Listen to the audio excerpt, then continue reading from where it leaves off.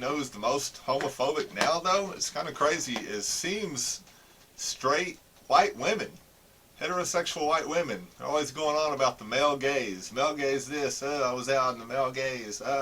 One even accused me of being the male gaze. I told her, I said, first off, let's watch the rhetoric, all right? We're in a new time, a new age. And secondly, if you thought I was one of the male gays, you should have no problem with me ogling your tits. All right? Hi, and welcome back to another edition of Say There, Buddy. Suppose you did the thing you'd rather do. What would that thing be? Saturday. I turned to you right there. You'll probably be ogling your tits. I don't know why I ended it like that. Let's see. Jay Peso is here, and I'm Trouble T. Ha ha, it's handsome. You ain't got no more dough, because your bitch done gave it all to me. Ha ha, I'm going to spend half of it. She tells me she loves me every night, but I just laugh at the bitch and walk off running. And let's see what else we've got today. We got a new movie recommendation. Today we have Killer Sofa on this lovely Saturday. Huddle up with the family and watch Killer Sofa. When a killer lazy boy chair falls in love with the girl, it's up to a disgraced Jewish rabbi and a couple of broken-hearted detectives to figure out how to stop the bloody carnage that will follow. Killer Sofa, now on demand. I'm going to put my pen, I'm going to put it over here so I don't tap it because I'm feeling the energy. I feel like I'm going to tap it. Alright, let's get right into some questions. Would you rather have intense sinus pressure or chronic constipation? Not being able to shit seems kind of cool, but I've known some people that have had chronic constipation, and apparently it gets super painful. Sinus, that's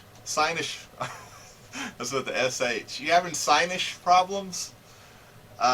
Sinus pressure sucks too. I don't know that it gets... Is that going to be intense? But that's a headache thing. Go ahead and give me the chronic constipation. Neither of those seem good. Would you rather be caught picking your nose on the huge screen at a stadium or on a first date with someone special? I'm going to go ahead and take the huge screen at the big stadium because fuck those people. I mean, I really don't care what a stranger sees me doing. First date with someone special. I mean, you're already indicating that there's someone special. So I don't want to do anything like right off the bat to mess that up. I like to take at least a year before I start really bat-shitting it up or doing shit that's going to cost make the whole thing a waste of time. Big screen at a stadium. This is the thing though. You do that as a troll, and the thing about trolling is as long as you know what's going on, to me, this is what makes the good one. Is if everyone else is confused, that's what makes the troll good. Now they're like, oh, and they think that they're the ones getting over or whatever, and you really know what's happening the whole time. Like, that's the scenario for me. You see yourself on the big screen, maybe side-eye, you jam your nose, you look, and then they're, they're laughing thinking that you're a jackass or whatever, but you're intentionally doing it. To me, that's good stuff. That's good comedy. That's a good troll. Like, making yourself the butt of the joke, I think. While everyone, and you're really not the butt of the joke though. You see how meta this is? You see how witty this is? Putting a finger up your nose when you knew it and everyone else didn't know that you knew it, but you did. Would you rather have what are you fucking ogling my tits? Would you rather have increased charm when on the tundra or have an unquestionable priority when it comes to using mutual armrest in public theaters? An unquestionable priority or increased charm when you're on the tundra. This is, man, somebody really was like, that's pretty, I don't know, I'd have to take some time to really think about that. We went right from picking your nose to unquestionable priority when it comes to using mutual armrest in public theaters. Unquestionable priority. And the armrests aren't that important to me. I don't know when I'm going to be on the tundra to increase my charm. I'll take that one. I'll have increased charm when on the tundra, and I guess I will take someone special onto the tundra.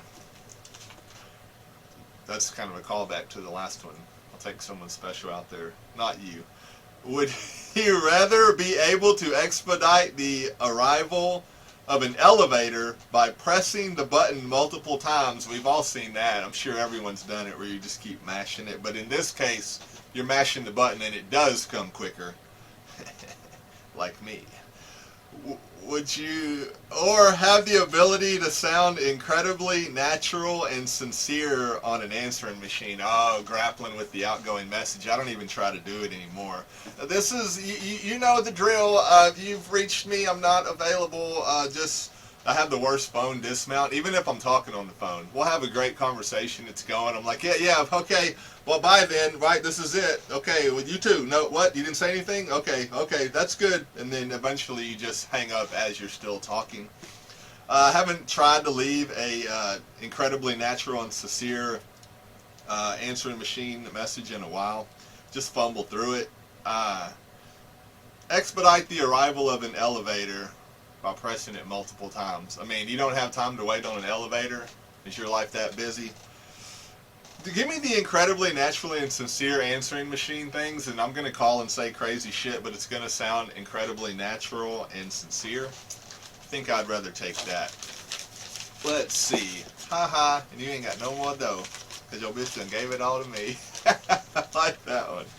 Would you rather run 10 miles with an ingrown toenail or walk barefoot for 20 miles on gravel roads? Damn, 10 and 20. 10 miles. Running 10 miles without the ingrown toenail, I mean, can still be a chore.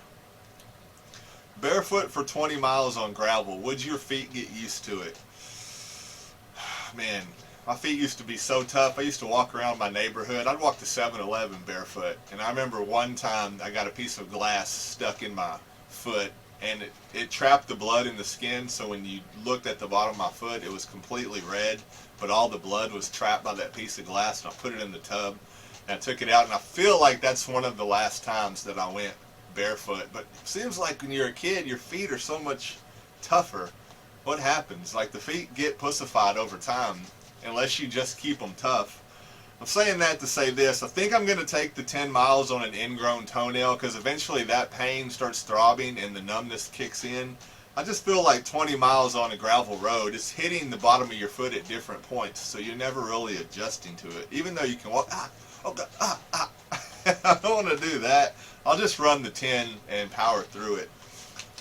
Would you rather meet your favorite celebrity and find out that they're mean, which there's a good chance they are, or they're not mean? You ever meet someone that thinks that, you get this sometimes, you're supposed to know who they are, or like it's supposed to be a bigger deal to you than it is, and you can get that vibe, and you're like, okay, this is going to go poorly, because I'm probably going to treat you like a person, and I don't think you're going to be able to handle that. You're not going to react that way, because it's kind of part of it, right?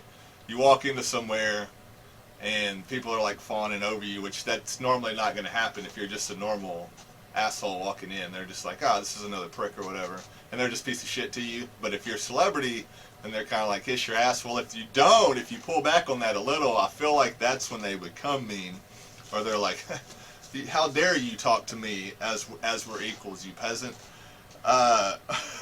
Or never have a chance to meet them at all. I would rather not meet them at all.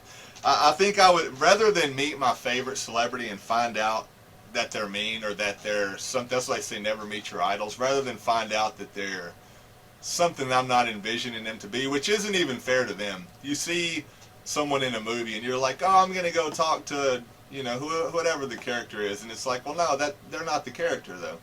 That was a movie, dude. They're acting. Those people aren't real. The people you're seeing on the screen aren't real.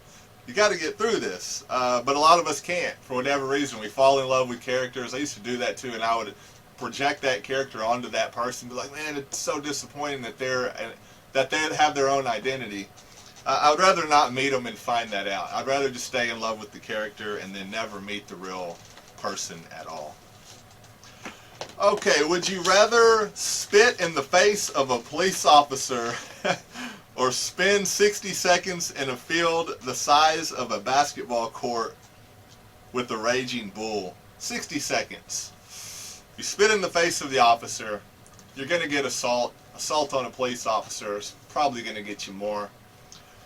Or you can run around I mean, you're running it from the bull, but you see, this is the thing. I'm going to take the bull, not because of the talent. I don't, I'm definitely not bullfighter talent. But if you're just running around from a bull, then you're not actually standing there like those assholes. Which maybe that's the preferred method. Maybe you should stand and then, test their lateral movement. You probably have better lateral movement than the bull.